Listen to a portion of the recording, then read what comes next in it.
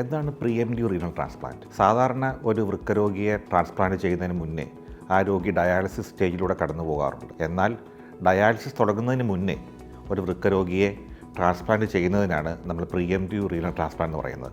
അതായത് ഈ രോഗി CKD സ്റ്റേജ് 4 അല്ലെങ്കിൽ സ്റ്റേജ് 5, അതായത് ഡയാലിസിന് തൊട്ട് മുന്നേ ഉള്ള സ്റ്റേജിൽ വെച്ച് തന്നെ ഈ രോഗിയെ റീനൽ ട്രാൻസ്പ്ലാന്റ് വിധേയനാക്കുന്നു. എന്താണ് പ്രീഎംപ്റ്റീവ് റീനൽ ട്രാൻസ്പ്ലാന്റ് ഗുണങ്ങൾ?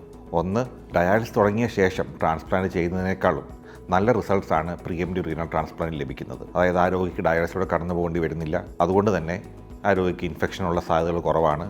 കുറച്ചുകൂടെ ആരോഗ്യവാനായ അവസ്ഥയിലാണ് ആ രോഗിയെ നമ്മൾ ട്രാൻസ്പ്ലാന്റ് വിധേയനാക്കുന്നത്.